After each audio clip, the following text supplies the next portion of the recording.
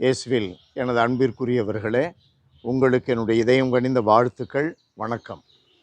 அன்பானவர்களே, நாம் நோன்பு காலத்திலே நுழைந்திருக்கிறோம்.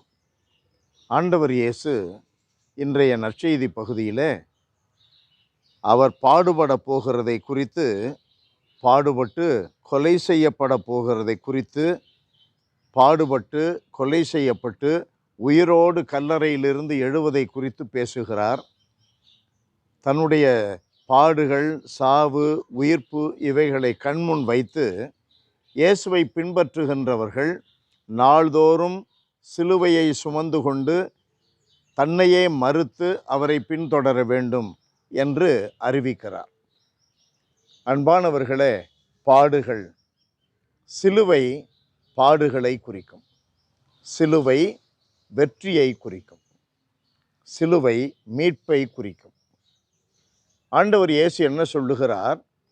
இந்த உலகிலே உண்மைக்கும் நீதிக்கும் அன்புக்கும் கடவுளுடைய பிள்ளையாக இருப்பதற்காக வருகின்ற பாடுகளை நாம் அன்போடு ஏற்று, மகிழ்வோடு ஏற்று, அந்த துன்பங்களை சுமந்து கொண்டு, துன்பங்களை சுமப்பதற்கு எதிர்ப்பாக இருக்கின்ற சுயநலத்தை மறுத்து, ஆண்டவருடைய இன்பத்தை, ஆண்டவருடைய மகிமையை தேடுகின்ற எந்த மனிதனும் உயிர்த்தெழுவதைப் போல கடவுளுடைய மாட்சியில் இணைந்திருப்பான் என்று சொல்லுகிறார். நம்முடைய வாழ்க்கையில் துன்பங்கள் வரும்பொழுது, கடவுளுடைய கிறிஸ்துவனுடைய மதிப்பீடுகளுக்காக துன்பங்களை நாம் சந்திக்கும் பொழுது மகிழ்ச்சியோடு ஏற்றுக்கொள்ள வேண்டும். இயேசு நம்முடைய பாவங்களுக்கு தண்டனையாக அவர் தோள் மேல் சுமத்தப்பட்ட சிலுவையை மகிழ்ச்சியோடு மன உறுதியோடு ஏற்று சுமந்தார். பாடுகள் பட்டு கொலை செய்யப்பட முழு மனதோடு தன்னை ஒப்பு கொடுத்தார்.